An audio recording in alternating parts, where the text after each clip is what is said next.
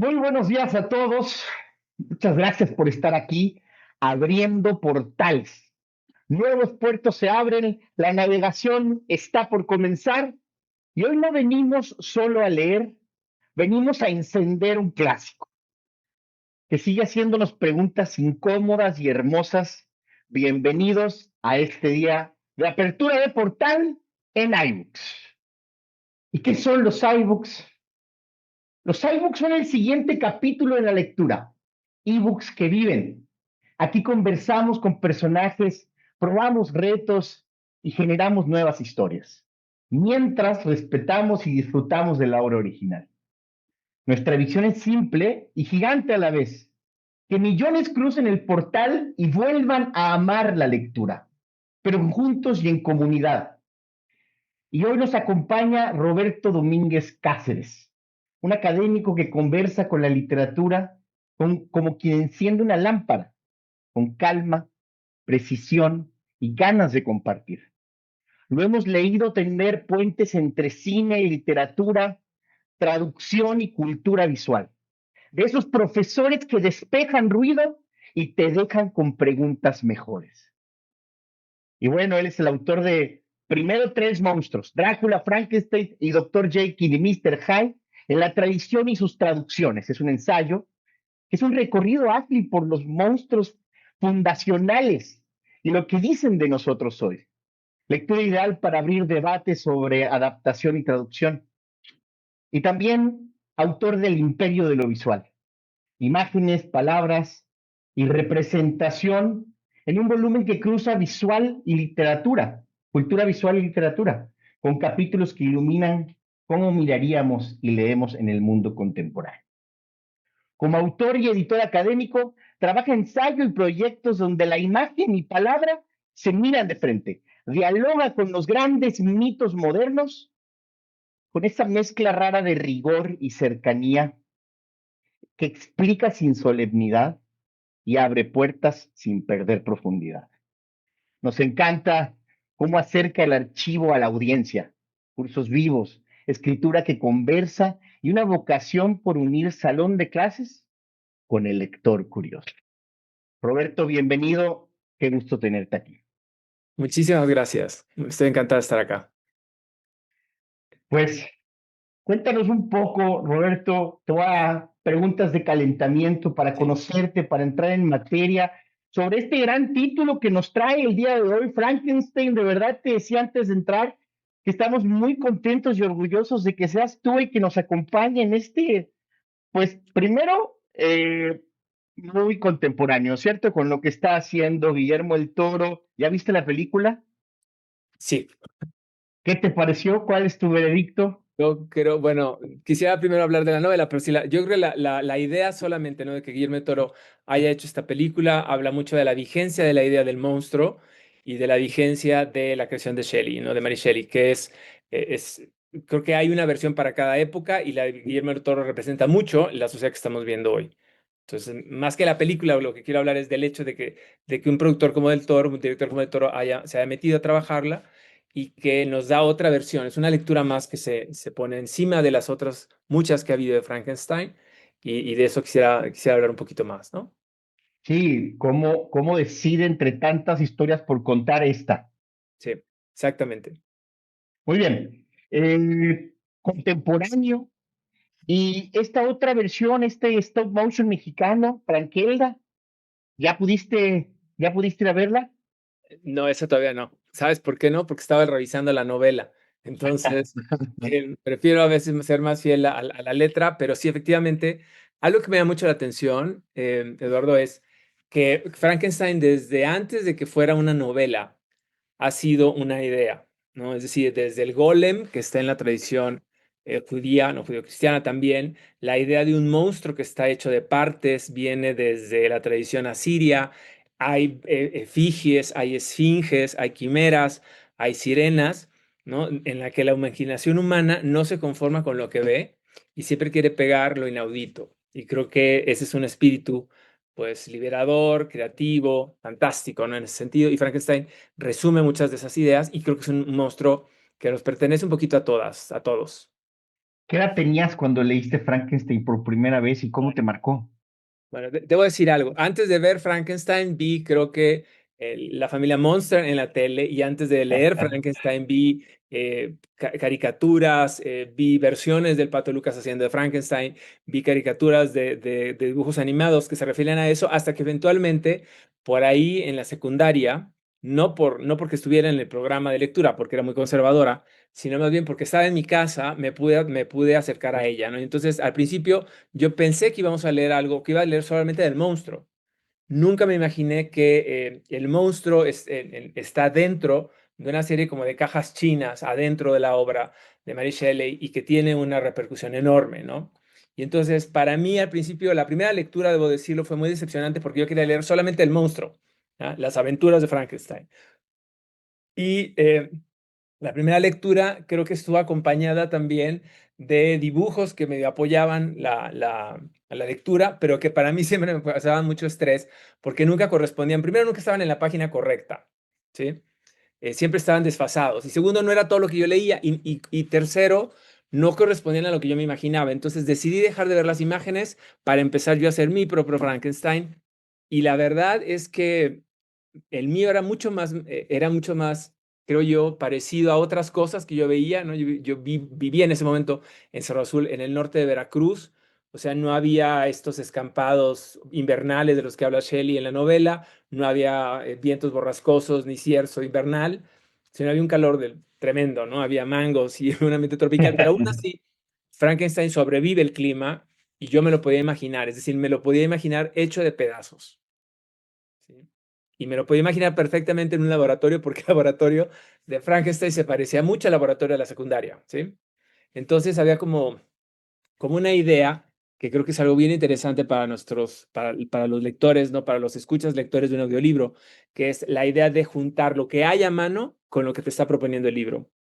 Sí, porque la imaginación parte de ahí, ¿no? Parte de lo que tienes enfrente y dices, bueno, ¿cómo será un laboratorio, ¿no? ¿Cómo será el doctor, ¿no?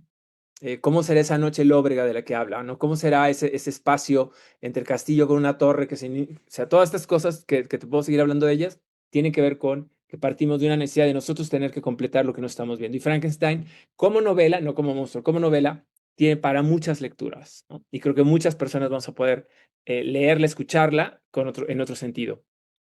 Es verdad, puedes leer la obra desde el punto de vista del perdón, ¿Sí? desde la imaginación, desde el choque entre técnicas y experimentos pasados, entre el pasado y el futuro, entre compasión, entre venganza, o sea, desde muchos espejos. Son personajes increíblemente bien construidos, por eso es uno de los grandes clásicos que han inspirado tanto, pero creo que contemporáneamente podemos usar esto. A mí me encanta porque esta última lectura que le di al libro preparándolo y traerlo a la vida, es la responsabilidad que debemos de tener de lo que vamos a construir. Exacto. Y ahí hay. Sobre todo, sobre todo en momentos actuales donde la tecnología, la IA, la capacidad que tenemos de construir tecnológicamente cualquier idea, la democratización de la implementación de ideas, de los mínimos productos viables, de la innovación. Sí. Y aquí Y das en el clavo, ¿no? Porque hay un elemento muy importante en la novela y es el descubrimiento de la electricidad que está avanzando poco a poco y, ¿no? Y que está ahí, literalmente va compitiendo contra la vela, contra otros sistemas de iluminación y estas imaginaciones, específicamente la de Shelley, que tiene este de decir, bueno, ella sabe de experimentos, ¿ya? Y los puede llevar al extremo, ¿ya? Entonces, es exactamente, para mí es muy semejante a lo que acabas de decir.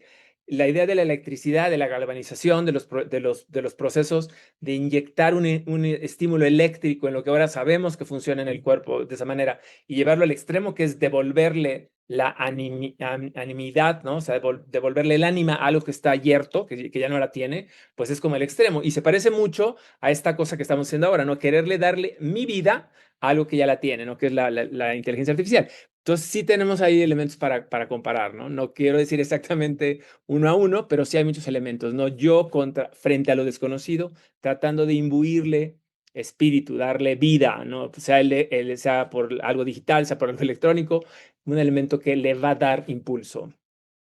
Y me encanta porque, bueno, como sabes, mi trabajo con emprendedores es, sobre todo en tecnología, está ahí, está presente con Sniper Canvas. Entonces, a veces también mientras leía la obra decía, a veces si los emprendedores de EdTech, las startups ahorita, pues están construyendo el monstruo con muchos pedazos de piezas, ¿no? Con muchas personalidades, con muchas filosofías detrás, y no solo la responsabilidad de lo que tenemos que construir, pero aquí tenemos que tomar el otro camino y amar a nuestro monstruo, aunque se vea feo al principio, el mínimo producto viable. Debemos de construir en público, de amar a nuestro monstruo. Sabemos que no es el ideal, a veces, pero ese perfeccionismo que está ahí también jugando, me parece que para mí fue muy importante ese enfoque. Me toca vivirlo y compartirlo todos los días con los emprendedores, con los autores que están ahí batallando contra el perfeccionismo. Creo que una lección con la que yo me quedo es: amemos a nuestro monstruo, sí está hecho de partes, tiene corazón, hay que inyectarle vida, hay que acompañarlo y aunque esté feo, ándale, porque ese es el, como hay que arrancar, sobre todo hoy, ¿no? Muy bien. Das en el clavo, porque Frankenstein sufre los prejuicios de su creador, ¿ya? De la sociedad que lo ve, de la gente que lo ve con temor porque no sabe qué es. Y creo que hay una gran lección, no nada más para los emprendedores, como bien lo dices, de aprender a tener conciencia, ¿no? De los alcances éticos de lo que están haciendo, sino también una lección para nosotros. La novela creo que nos pide no ser como los personajes de la novela. O sea, nos pide ser un poco más que ellos, no ser más empáticos, ser más conscientes, más tolerantes, más inclusivos. O sea, todo este discurso que parecería tan actual, Shelley lo tiene ya, ¿no? ¿Por qué? Porque ella misma ha estado sufriendo esas condiciones, ¿no? Hay muchos elementos que son adyacentes a la novela que entran a ella, ¿no? Hay hasta una posición de guerra, hay elementos colonialistas, hay muchas cosas que se pueden investigar ahí y creo que hay una gran lección, ¿no? Y es cada una de las escenas de Frankenstein, cada uno de los episodios en los que nos va llevando la historia, nos enfrenta a una decisión, ¿no? Me aterra lo desconocido o puedo ser más investigativo y tratar de buscarle lo humano a eso tan raro que estoy viendo, ¿no? Oye, y de acuerdo a lo que contabas Sí. de tu visión y tu imagen que fuiste creando, en tu cruce de literatura, de cine, de cultura visual, ¿cuál es la imagen de Frankenstein que es como en segundo lugar, el que más le llega a la que tú decidiste formarte? Y dame tres coordenadas, tres como puntos de cómo enlazas con ese personaje, de cómo te conectas. La primera sería la idea de que a Frankenstein, al monstruo, más bien a la criatura, que ni siquiera nunca le dicen monstruo, le dicen la criatura, Claro. ¿no? Y se le pone Frankenstein, pues porque es el apellido paterno del creador, ¿no? Entonces, el primer elemento, a mí me pareció que yo empecé a ver a Frankenstein más como un hijo que como un monstruo, ¿sí? Y que a lo mejor como una especie de golem, ¿no? En el sentido de alguien que es como muy torpe al principio, que no sabe el mundo en el que está llegando y entonces la imagen que a mí la imagen que más se me queda grabada es ese Frankenstein que no es un bailarín, ¿no? Sino es alguien torpe, que no conoce su cuerpo, que de repente se va descubriendo. Y a mí entonces Frankenstein se parece mucho a un adolescente, ¿ya? Un adolescente que no está como del todo acomodándose en su cuerpo, ¿no? Porque la gente ya lo mira diferente, porque no sabe qué le está pasando adentro, porque es muy torpe, quiere decir algo bueno y le sale muy mal, o quiere dar un gesto de cariño y le sale un golpe, etcétera. ¿No? Es que es así como, pues bastante, digamos, poco hábil. Primera coordenada yo creo que sería esa imagen, ¿no? De alguien que está creciendo y al que hay que acompañar. La segunda, creo que también Frankenstein no se conoce. Sea, Frankenstein no se ha visto, se ve a través de los ojos de los demás. O sea, no hay un espejo que le diga, eres horrible". Él no se ve, él no sabe cómo es. Pero entonces empieza a creer, empieza a suponer cómo es por cómo los demás lo tratan, ¿sí? Y entonces el segundo parámetro es, en todas las transposiciones fílmicas que yo he visto, en las transposiciones fotográficas o cinematográficas, la figura del monstruo ha ido cambiando, ¿no? O sea, ya no es tan feo como antes, ¿no? Ya no es como los primeros Frankenstein del cine, sobre todo del cine mudo o del cine de Hollywood, ¿no? De los años 30, sino también va cambiando a ser un personaje que pueda ser al mismo tiempo menos fiero, menos feroz, ¿no? Pero un poco más raro, ¿no? Tenemos Frankenstein que son, digamos, más nórdicos, ¿no? O incluso hay algunos más racializados, otros que son más gordos, otros que son más pesados, ¿no? Incluso de otro color. Entonces, creo que también hay una segunda lección, que sería la correspondencia entre modelos estéticos y lo que lo parece. Y entonces, las personas que lo ven tienen que llegar a algo más. Y ahí viene mi tercero. Creo que el mejor Frankenstein que yo he visto es un Frankenstein que, bueno, el de Del Toro es muy bueno también, pero había otros más, ¿no? No quiero, bueno, lo voy a precisar en dos, pero quiero hablar de un Frankenstein que tiene como un sentido casi como de conciencia, ¿no? Que va diciendo, bueno, ¿quién soy yo, no? ¿Qué me va a pasar a mí? Y quiero volver a algo. En la novela, no en la película, no en las películas de ningún de las grandes realizaciones que hay. En la novela, el Frankenstein es un ser inmortal, ¿ya? No se puede morir.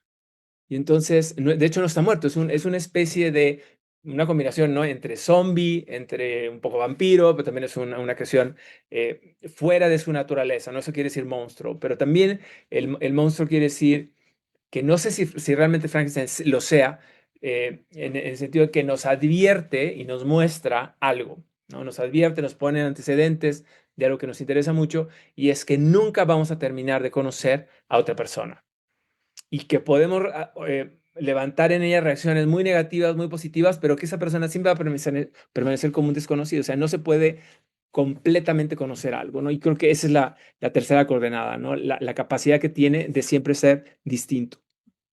Y algo que el cine no te deja, ¿sí? Porque el cine te pone la imagen y ya te quedaste con esa. Y en cambio, cuando uno lee o cuando uno escucha un libro, como es el que estamos aquí presentando, tenemos la posibilidad de irle poniendo las diferentes caras a Frankenstein, porque finalmente no estamos atados a ninguna.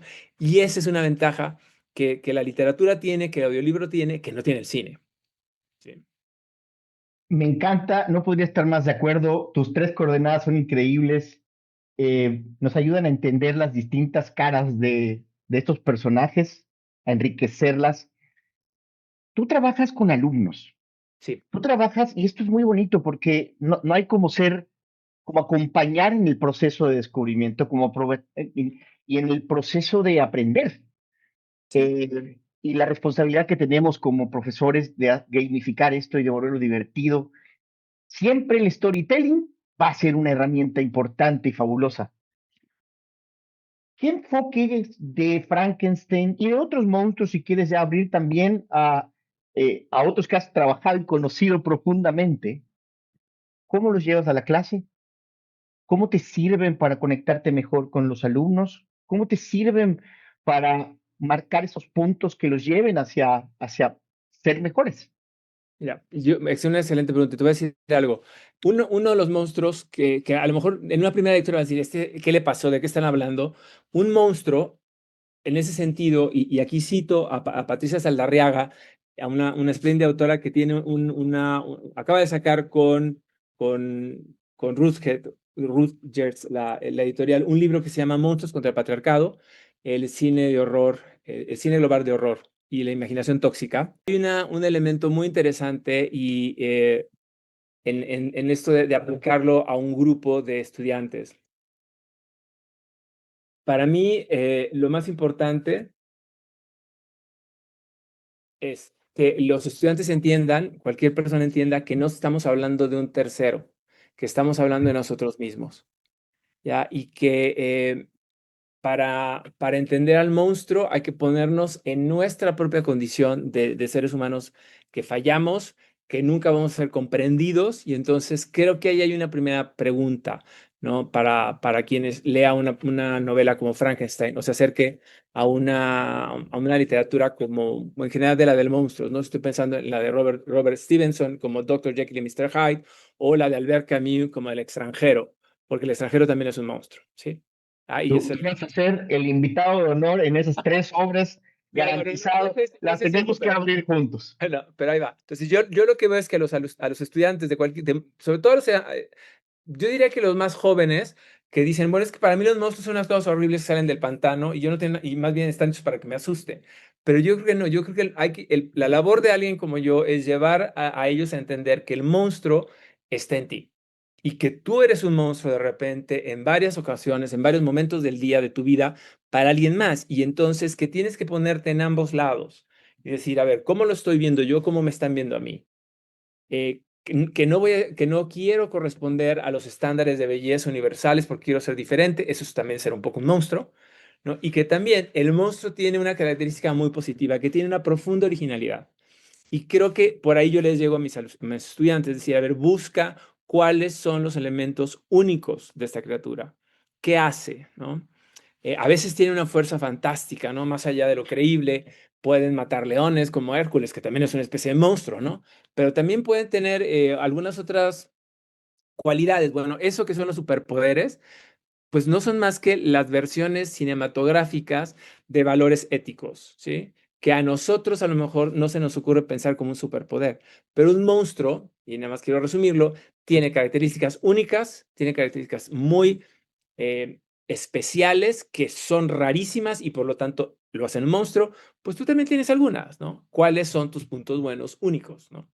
¿Qué es lo que los demás no tienen en ti, ¿no? Entonces vamos a ver que ahí puede haber un giro, ¿no? Es decir, el monstruo empieza a servirme a mí como un ejemplo de lo especial, de lo inédito, de lo que no se puede repetir. Me encanta tu approach. Me parece que la empatía es base Ujú, en todo proceso humano. Y entender, a mí me gusta la física cuántica mucho, y la acepción que tenemos del átomo me es muy interesante, ¿no? Porque para mí la carga negativa, sabemos que es el electrón y tiene una función muy importante, y dentro del núcleo está el átomo compuesto del protón y del neutrón. ujú, Las tres cargas son indispensables, pero no hay una que sea mejor que otra. sí. Creo que el camino está en entender que no es monstruo, que es parte de nuestros electrones, y que aprendamos a amarnos y a querernos como somos, porque nos enseñaron que blanco es una cosa, negro es otra cosa, yin es una cosa, yang es otra cosa, y frío, caliente, todo, pero son parte de un todo, y si no tuviéramos electrones, pues no funcionaría, y son muy, y si no hubieran neutrones, tampoco nos puede mover todo, tampoco nos puede motivar todo, ¿no? Sí. Cuando a la hora de escoger esta misión en la vida, de a quién ayudar, de tu tribu, del problema que vas a resolver durante el emprendimiento, es siempre importantísimo entender que hay muchos neutrones dentro de tus protones para que se puedan mantener juntos. Que a ti puede ser que te muevan los perritos y no puedas evitar de ayudar a los perritos de la calle, pero puedas ver a un animal que se muere, ¿no? O a otro animal. Entonces, esas contradicciones y esos monstruos están al interior de nosotros, no son monstruos, son partes, y son partes de nosotros como, como una carga energética y como algo que debemos de aprender a trabajar. Y pues tú sabes, el design thinking en emprendimiento es básico, y inicia con este proceso, con la empatía real. Y esta obra nos puede dejar ese aprendizaje, y lo que estás haciendo con tus alumnos de llevarlos hacia esto es increíble. Y otra, fíjate, a mí me llama mucho la atención esto, porque si tú aplicas en la novela de Shelley todos los intentos, ya estamos hablando como de la primer tercio de la novela, ¿no? El inicio, nada más para aclarar, el inicio, estamos en un ambiente helado, ¿no? Hay una tormenta, el barco encallado, y entonces el narrador no nos quiere contar nada, ¿no? Y le va a contar, va a ser una especie como truco de cajas chinas, ¿no? Para irnos metiendo en el misterio de cuál será la historia, ¿no? Y nos queda la duda de si Frankenstein está muerto o no está muerto, si nos acecha. Todos esos elementos son muy valiosos cuando estamos aprendiendo a hacer un proyecto, ¿no? ¿Por qué? Porque las cosas están hechas de alguna otra manera. No vamos a ser completamente originales. Nadie está pensando en eso, ¿no? Y a veces nos trauma el ese dice, es que no vas a ser original. Olvídate de ser original. Lo que tienes que hacer es, ¿no?, ser convincente y ser lo más lógico posible para entender tu nueva aproximación. Y eso es lo que hace Shelley. Es decir, a ver, ¿cómo le hago para contar una historia de una manera que sea atractiva para la gente que me va a leer. Entonces se va al parámetro más inhóspito, ¿no? Que es en ese momento las exploraciones geográficas hacia o el polo sur o el polo norte. ¿Sí? Así como para nosotros lo más exótico podría ser en algún momento X lugar, no voy a decir algún ejemplo, para no ser colonialista, ella se va al polo, ¿no? Y dentro de ese polo, pues así como ahora sería, no sé, estar en un coche eléctrico, pues ella está en un barco. Y entonces ese barco está encallado. Entonces, todos esos elementos, aparece la escena, ¿no? De la empatía, de rescatar a esta persona que está casi congelada para que nos empiece a contar. Entonces, todos estos recursos hablan de cómo ella hace una estrategia para contar la historia. ¿Sí? La historia es su producto. ¿Cómo la cuenta? Y lo primero que dice es todas las veces en las que el doctor Frankenstein se equivocó y está frustradísimo porque no le sale el experimento. ¿Ya? Y la literatura de Frankenstein creo que nos sigue pareciendo muy mona, muy atractiva porque no es una historia de éxito, es una historia de cómo el fracaso dio lugar a un aprendizaje que nos llevó, ¿no? a lograr algo insólito. Me encanta. Estar cómodo para un emprendedor, el fracaso es parte Exacto. del día a Entonces, día. Y es algo que buscamos porque queremos aprender lo más rápido posible. Me encanta este approach que le estamos dando hacia el emprendimiento y lo bien que funciona este título. No se suele abordar, no se suele ofrecer en clases de coaching o de emprendimiento tradicionales esta literatura y sin embargo, qué importante y cuántas lecciones nos da. sí. Y creo que es una apuesta muy interesante. Es decir, Shelley aguanta, ¿no? La literatura de Mary Shelley aguanta muchas lecturas y una de ellas es otra, ¿no? Que yo te sugeriría. ¿Cuáles son, qué elementos el doctor no toma en cuenta porque los desdeña? Porque dice, no, pues yo soy el sabio. Y deja de tomar en cuenta el conocimiento de la gente que está alrededor de él, que lo pudo haber salvado, ¿sí? Que le pudo haber dado otra alternativa, ¿no? Entonces ahí también tenemos una gran lección para los estudiantes y para todos los lectores, ¿no? El, el castigo de la novela no es al monstruo, ¿no? Es a la soberbia de la ciencia, que lo cree todo. Y algo más gana, ¿no? Gana otro discurso, ¿no? Gana el discurso de la esperanza, gana el discurso de la empatía, gana el discurso de la humanidad, ¿no? Entonces no podemos terminar matando al monstruo, por eso todo el mundo tenemos a Frankenstein, ¿no? Finalmente, para cerrar el bloque Frankenstein, ¿cómo ves los monstruos futuros? ¿Cuáles son los monstruos debajo de la cama? ¿Cuáles son esas cosas que te cuesta trabajo decir, chin, se viene fuerte? ¿A qué le Sí, tienes miedo? mira, Y aquí permíteme citar, no lo hice bien anteriormente, permíteme citar al trabajo de dos colegas, Patricia Saldarriaga y Amy Manini, que acaban de publicar un libro muy lindo que se llama Monstruos contra el Patriarcado, la imaginación tóxica en el cine de horror mundial. Ellas sostienen, entre otras cosas, que cada época produce sus monstruos. Y hay un apartado en el libro que habla de el monstruo posthumano. Y a mí me parece que por ahí vienen los próximos monstruos, es decir, esos monstruos en los que ya no nada más son los monstruos tecnológicos, sino que son los monstruos que van a poder vivir sin nosotros, ¿no? Y entonces hay toda una corriente que nos está tratando de decir, no, la tecnología es lo peor, que siempre nos lo han dicho desde la electricidad, ¿no? Y hay otra corriente que dice, no, nos va a salvar. Yo creo que no hay ninguno de los extremos. El monstruo, creo que ahora, para mí el más temible de todos se llama la desinformación y el conservadurismo. Ese es el monstruo al que yo más le temo, porque ese es el que puede destruir la variedad, ¿no? Y entonces la literatura, un audiolibro como Frankenstein, te tiene que poner en antecedentes, es decir, tenemos que luchar a toda costa por defender nuestro derecho a la imaginación. Y ese es porque el monstruo para mí más tremendo es el no tener imaginación, el aceptar el mundo como te decía al inicio, tal como está, decir, aquí no hace falta nada. Todo está muy bien y no vamos a crear nada. Eso es para mí es el monstruo más terrible del mundo, es el no hacer algo. El decir ya, el ser convencional y el conformarte, ¿no? El conformismo sería. en Atomic Founders, los Ujú. Igniters, luchamos contra Nullus, ¿Ok? contra esta falta de voluntad de levantarnos y de marcar diferencia, de mover aguja. Y bueno, me parece un enemigo formidable y me encanta que veas al monstruo a vencer.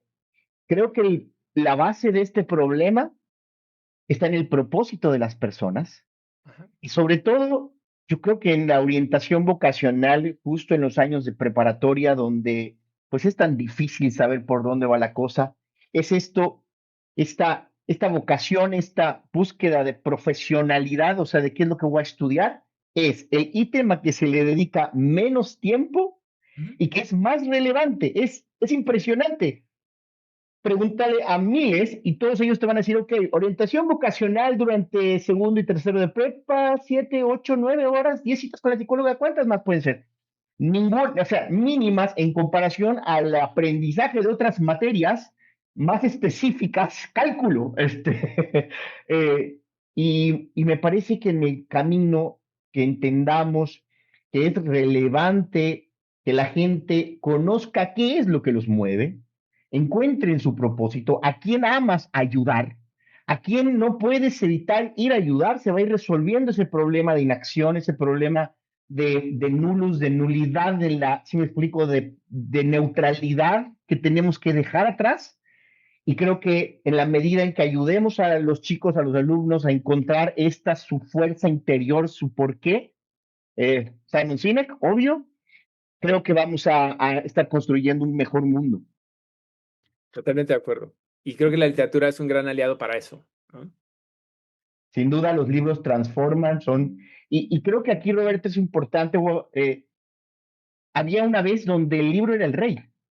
Había una vez donde era la fuente de conocimiento y de transformación, y eso es lo que nos inspira en iBooks. Somos del equipo, el coronel de uno de los batallones del combat, Sí. porque claramente hemos perdido lectores en versus a la interactividad de otros formatos, y me parece que con estas mezclas, con estos trabajos, asociando, siendo conectores entre necesidades reales del mundo, como el emprendimiento y la literatura como Frankenstein, con nuestra visión aporta muchísimo y se convierte en algo interactivo. Y no puedo esperar a que entres al libro vivo, porque quiero tu opinión honesta y seria de si si te resultó, si viviste una experiencia transformadora con el iBook de Frankenstein.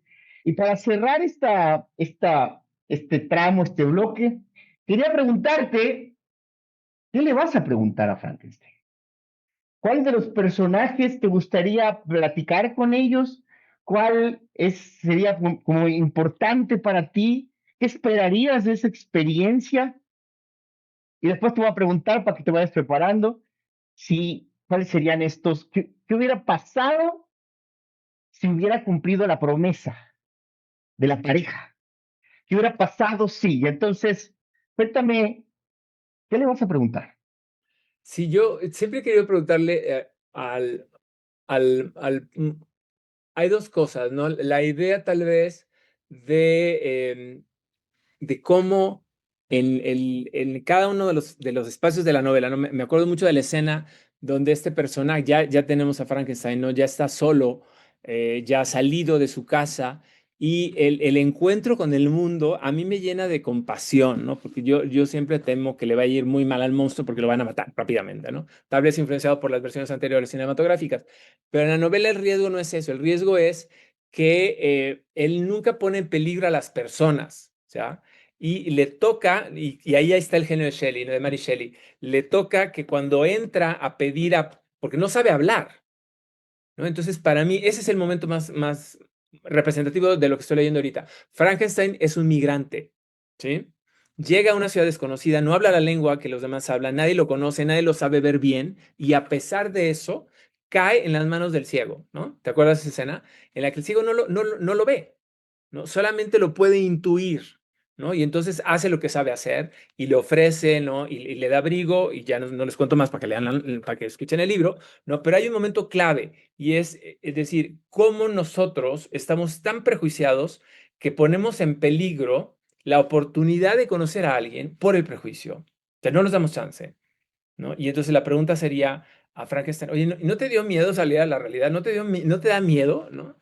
Porque es la pregunta que le quiero hacer a los migrantes, es decir, o sea, ¿cuál es tu necesidad que vences todos los miedos y estás acá afuera, ¿no? Wow, qué profundo. Creo que va a ser una gran respuesta. Creo que vas a vivir una experiencia increíble. Creo que creo que no sentía miedo todavía, no lo sé, cuando él pasa frío y cuando empieza y despierta, eso es un muy primitivo Sí. y creo que el mayor miedo que tenemos es al rechazo y esto nos hace, la obra habla de rechazo y de la herida de rechazo, ¿no? Mm. Estos, las 5 heridas que traemos y cómo nos podemos relacionar con ella.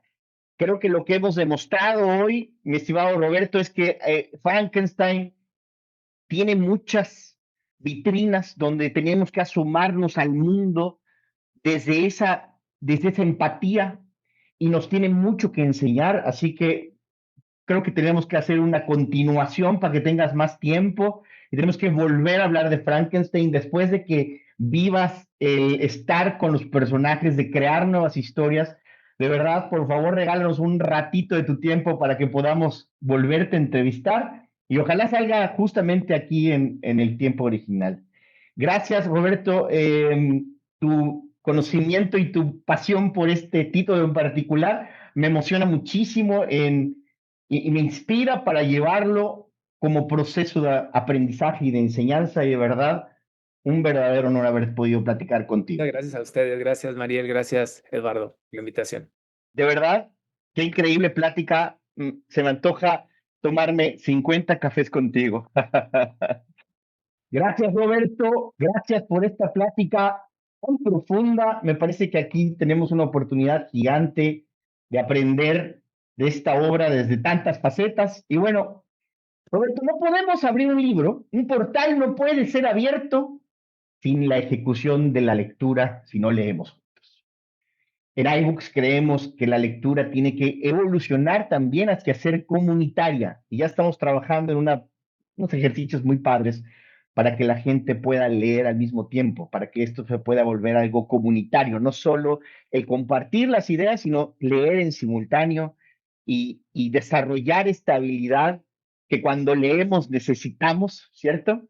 Que donde además nacen y se notan habilidades, entonces leer nos parece una idea muy hermosa y queríamos pedirte que leyeras con nosotros. Claro. Cuando abrimos este portal hay que recibirlo y queremos que nos compartas, por favor, un fragmento que te acompañe, que nos platiques también por qué es ese y que leas con nosotros. Hay una que me gusta, es una de las cartas en el inicio, la carta número 4, y voy a explicar por qué. Algo que casi ninguna película ha registrado es cómo nos vamos metiendo a la historia, ¿sí?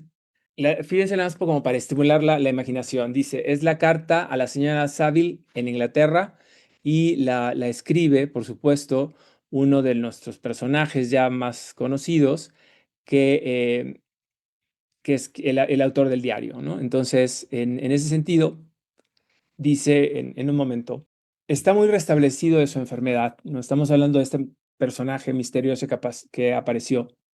Dice, está muy restablecido de su enfermedad y pasea continuamente por la cubierta, vigilando la aparición del trineo que precedió al suyo. Sin embargo, aparentándolo, no está tan sumido en su propia desgracia como para no interesarse profundamente por los quehaceres de los demás. Me ha hecho muchas preguntas respecto a mis propósitos y yo le he contado mi pequeña historia con toda sinceridad. Pareció alegrarle mi franqueza y me sugirió varios cambios en mis planes, que encontraré sumamente útiles. No hay pedantería en su ademán, sino que más bien todo lo que hace parece brotar de un solo interés que instintivamente siente por el bienestar de todos los que lo rodean. A menudo le invade la tristeza y entonces se sienta solo e intenta superar todo lo que de hosco y antisocial hay en su humor. Estos paroxismos pasan como una nube por delante del sol, si bien su abatimiento nunca lo abandona. Me he esforzado por granjearme su confianza y espero haber tenido mucho éxito. Un día le mencioné mi eterno deseo de encontrar un amigo que pudiera simpatizar conmigo y orientarme en su consejo. Le dije que no pertenecía a la clase de hombres a quienes un consejo puede ofender. Soy autodidacta y quizá no confíe demasiado en mi propia capacidad. Por tanto, desearía que mi amigo fuera más sabio y avisado que yo, para afianzarme y apoyarme en él. Tampoco creo que sea imposible encontrar un verdadero amigo. Estoy de acuerdo con usted, contestó el extranjero, en que la amistad es algo que no solo es deseable, sino posible. Tuve una vez un amigo, el más noble de los seres humanos, y que por tanto estoy capacitado para juzgar con respecto a la amistad. Tiene usted esperanzas y el mundo ante usted es suyo, y no tiene razón para desesperar. Mas lo he perdido todo y no puedo empezar de nuevo mi vida. Ya hasta ahí me quedo. ¿Por qué? Porque no sabemos de quién está hablando. Es un fragmento que me parece precioso porque puede aplicarse a mí, a ti, a Mariel, a un deseo que tenemos todos de tener un amigo, de, tener de confiar en alguien, ¿no? De saber, de que alguien nos dé un consejo, porque no sabemos qué está pasando, o puede hablar puede estar hablando, ¿no? Este personaje de Frankenstein, del doctor, del monstruo, de la situación, ¿de qué está hablando? Y esa es una de las ventajas enormes de la literatura, ¿no? Que nos refleja y que nos lleva a pensar en más cosas. Gracias, Roberto, por compartir este pasaje muy profundo. Hay pues una capa que no había yo analizado. Me parece valiosa traerla a la mesa y creo que hay otras muchas por ahí en esta gran obra. Gracias por traerla, esta en particular. Y yo quería compartir algo de John Milton, Ok. El paraíso perdido. Me parece que nos saca de la obra y que nos permite entendernos. Esto se entiende muy bien. Dice, Milton es uno de esos espejos, ¿no? De Mary Shelley. Entonces, dice así. Te pedí yo, hacedor, desde el barro que me dio forma, ser moldeado como hombre. Te supliqué que me alzaras del polvo para vivir, para ver el sol y sentir la carga del mundo.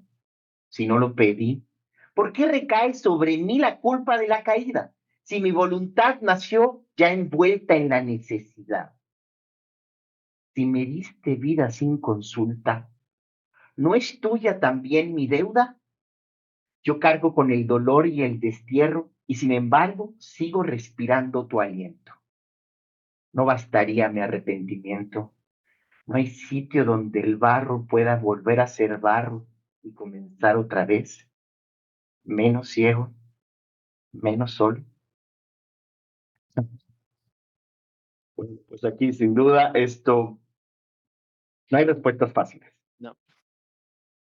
Creo que también otra, ¿no? Que podríamos ponernos, ¿no? A pensar es cómo en la obra se van dando estas ideas que luego con los que nos vamos a tener que regresar, y yo creo que es muy, muy valioso, ¿no? Que el lector o el escucha regrese a su fragmento favorito y diga, a ver, ¿y esto qué quiere decir? Porque nunca hay una sola respuesta, ¿no? Esa es la ventaja de la literatura, ¿no? Que es precisa, es muy clara, pero nunca es unívoca.